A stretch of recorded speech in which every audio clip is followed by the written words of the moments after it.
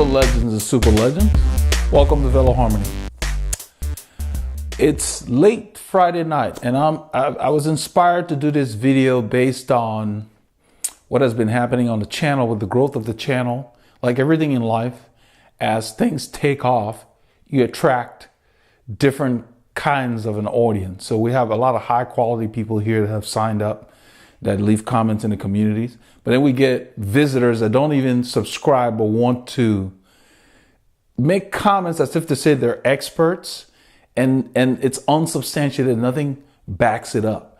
And so what I wanted to address today was something that would help not just the people here, but anybody coming across this video, in basically saying that be careful where you take your cycling advice from. And that even pertains to me. I mean, I've got over 200 videos on the channel now in the year that I've been doing this on YouTube. And I believe that you guys that are here basically are following the advice I give here because I explain in a manner that it just makes sense. And some of you probably are like, you know, even I will use Rockin' Ronnie as an example, one of our earlier subscribers. He said, you know, I saw the video, I made a video where I said, you need to lower your stem when you have back pain so that you can go lower. Just like when you bend down to pick up something, you're supposed to bend your knees. And he said that he was skeptical. He scoffed at it, but he figured, why not? Let's give it a try. He did it and immediately felt the improvement and then went on to try other things. And then of course he came back and he shared, you know, what he had been going through. And so the point I'm trying to make is, if somebody says something to you regarding cycling and it just doesn't make sense, or they can't back it up with clear explanations, common sense explanations, and they're acting all hoity-toity like it's supposed to be mysterious, ignore it.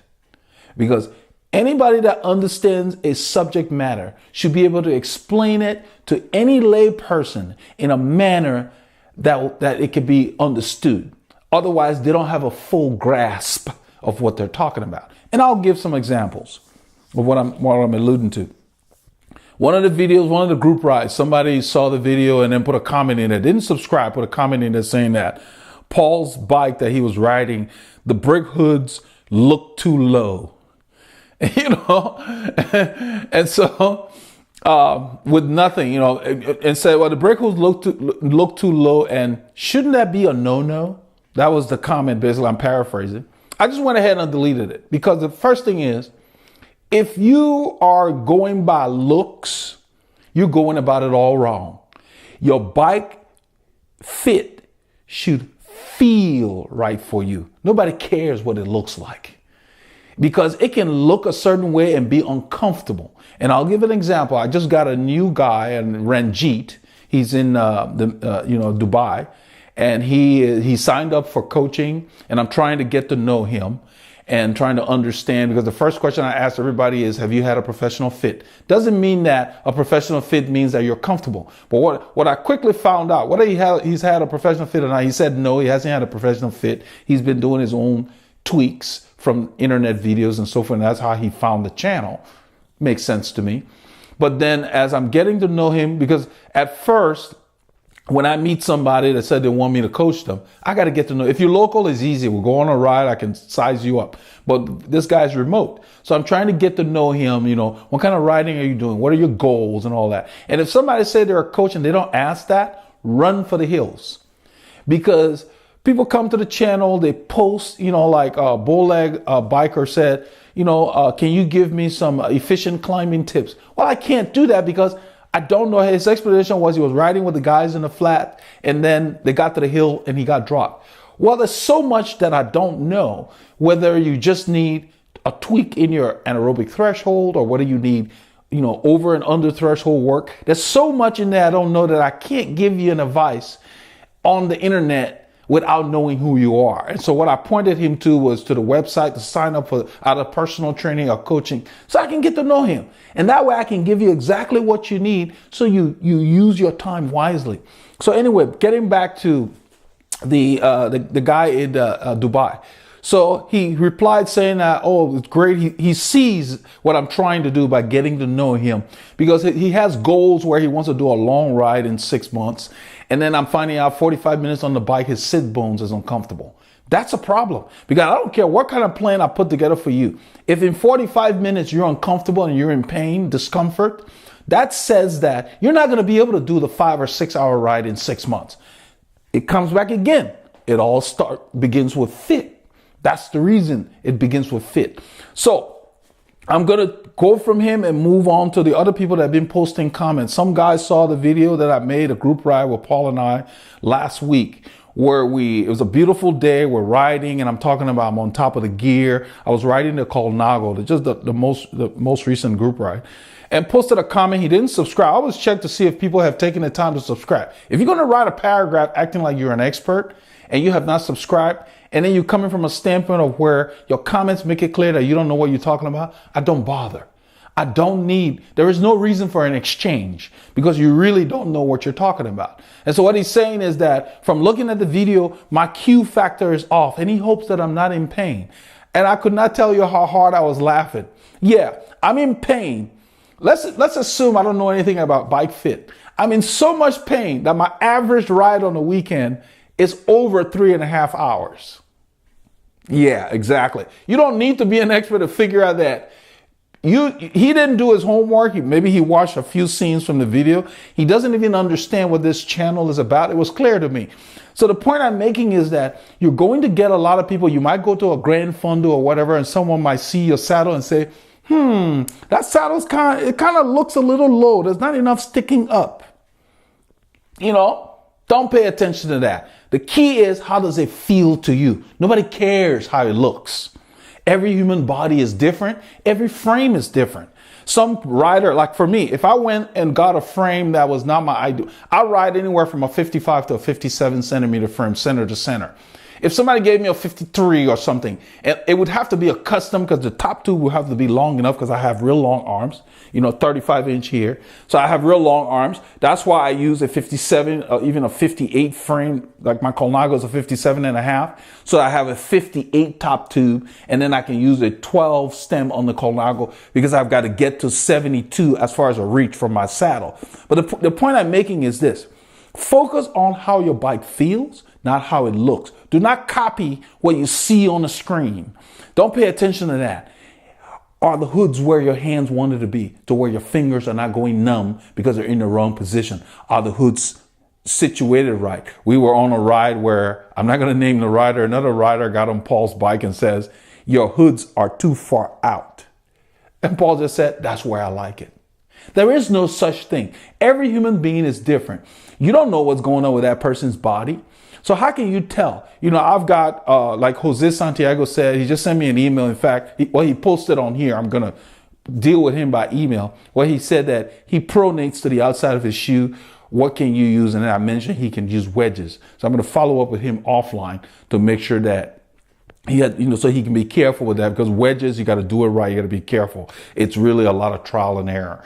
So you put wedges in your shoe that will make the shoe tilt to where it favors how your foot likes to be. There are so many variables in a fit that you have to be careful. And people who just come and look at someone and want to make a suggestion on their fit, be wary, because people who understand fit, they ask you, how does that feel? In fact, I always wait till someone tells me they're having a problem. In fact, I ride with people, I'm not going to mention the name, but I see people changing their saddles. And that's a sign that they're trying to fix something. Because once you have things dialed in, riders don't change saddles very easily. Even the professionals will use a saddle brand that may not be from their sponsor and tell that person, the company, remove the brand name, because they love the shape of that saddle. Riders don't change saddles easily. So when I ride with people and I see those kind of changes, I start noting that they're trying to solve a problem.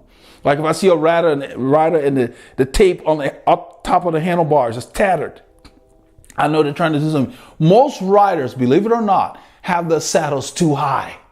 They think it looks cool, but they're very uncomfortable. So they can't ride for any appreciable amount of time. They can't develop a lot of power, because if you can't reach down there, that's where the power is. The big muscles are in the back of your leg. That's where you pull it up. So from books I read over the years, it does not only come from people coming on the internet, even the greats, like my hero, Eddie Merckx. Those of you who know Taylor Phinney, who's racing now, his dad, Davis Phinney, used to ride for 7-Eleven. In one of his books, I was reading a long time ago when I used to race, I used to devour cycling books, and I was reading it because back in the day, we didn't have YouTube running, early 90s, late 80s, early 90s, mid 90s and that. Internet, we didn't have a lot of cycling on the internet. So we used to get famous cycling videos and books and Velo News in print. That's where I got my European fix, because I used to follow those boys. That's where I learned a lot of my riding, how those guys emulated a lot of guys like Michele Bartoli, Gianni Bugno, all those boys. I read about it, Marino Argentine. I'm kind of dating myself, but those are the guys that when I was getting into cycling that were at the top of the game. Greg LeMond, of course. So the example I'm trying to make is that Davis Phinney and the 7-Eleven team were sponsored by Eddie Merckx. This was right after Eddie Merckx's retirement. He started his company.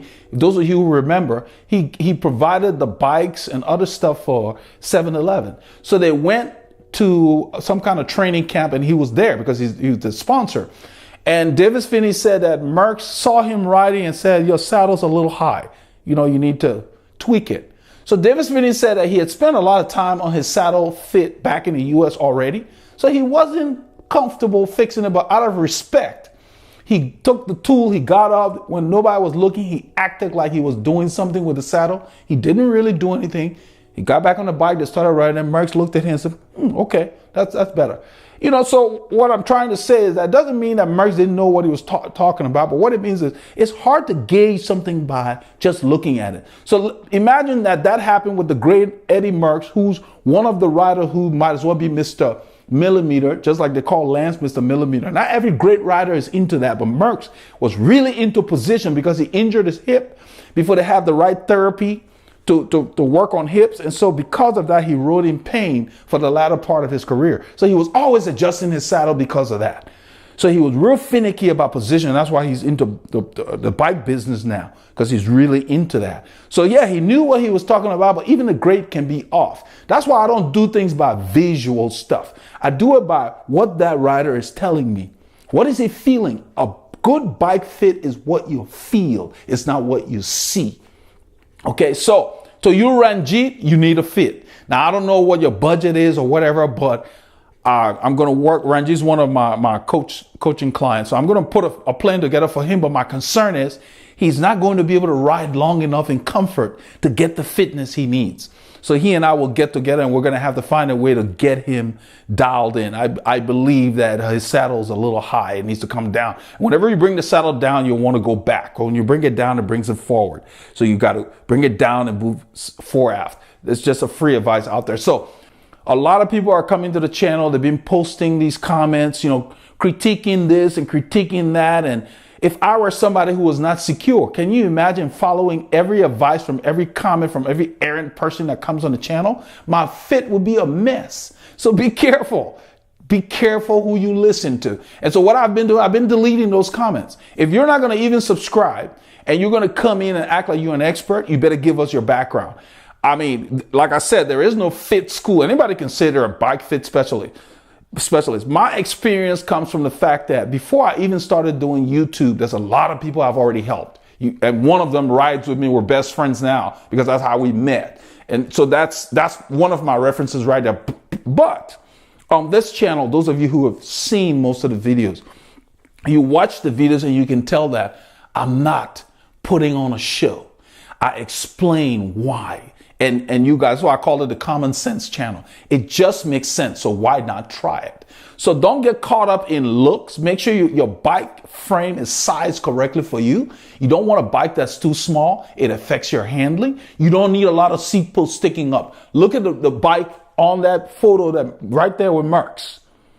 Just look at my orange bike. Let me move the camera.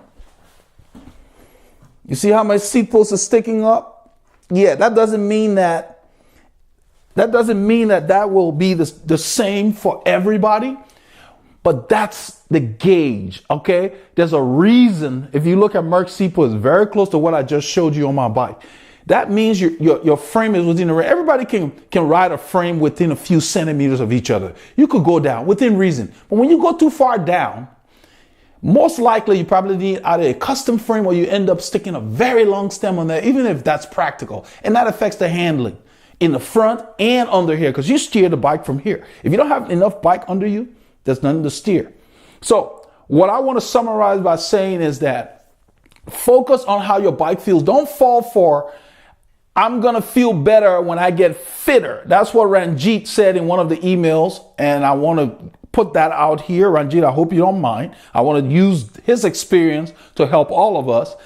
You're not going to feel any better when you get fitter. If it's uncomfortable now, it will still be uncomfortable. The bike should be comfortable for you now in the condition you're in. Whether you've gained weight, whatever is going on with you, when the fit is done, you should be comfortable now. Now, as you ride, and let's say you lose weight or your flexibility increases because you've been stretching or whatever, yeah, you may need to do some tweaks to maybe move that saddle a smidgen. But those changes are minute. They're not that significant. I'm talking millimeters, okay? So if you're not comfortable today, you will continue to be uncomfortable even after you get in shape, because that means you will be even more uncomfortable from where you are now. So let's say you've gained a lot of weight and you're uncomfortable now. When you lose the weight, you'll be even more uncomfortable because the bike wasn't even comfortable to begin with. So don't fall for that, oh, as your fitness improves, you will be. No, the bike should be comfortable always. That's how I can ride 3.5, 4.5, 5 hours. Nobody's paying me to do that. I ride because I love it. If I were uncomfortable, I wouldn't be doing it. And that's what I strive for everybody. So I tried to get people to give me information about themselves so I can put a plan together that I know is sustainable for them. You know, like right now, this time of year with the season ending, I'll make another video about that as to how we need to alter our schedule. Jose Santiago is already ahead of the game. He's already bringing weights into his training. And so we communicated and he's giving me his schedule, how many days he has for cycling. I want to build a plan for him because he's one of our Lion Pride on Patreon. But what I want to stress is that please be careful where you get your cycling advice. And those of you who want to add to the videos that feel like you have the expertise, don't just say somebody's the brake hoods look too low. Say why, okay? Because saying the brake hoods look too low, for who? The bike fit is not for you. So some guy came on one of the videos here. He was watching the one where I did the sprint to 150, and he said, that's not very impressive. We need to find out if he's done any real racing. And I could not stop laughing, you know, because in the real races, we don't spin at 150. So he obviously did not even take the time to watch the video and absorb the content. And yet he wanted to make a comment. We get that a lot. Everybody wants a 3 to 5 minute video. No one wants to invest the time in understanding. And then they want to put a comment out there. So when you see the comment, it's clear. This person either did not watch the video, and if they did watch the video, they obviously did not receive the information. And there's not much I can do about that. So comments like those, they're removed because they don't enhance the video. They don't add anything for the community, you know. So I just wanted to do that. So please be careful where you get your cycling advice. Focus more on how your bike feels now and make those necessary adjustments so it can be comfortable. Live in the moment, just like everything else. Live in the moment. It should be comfortable now, not tomorrow, not next week. Okay? With that, get your miles in. I just wanted to get this video out there.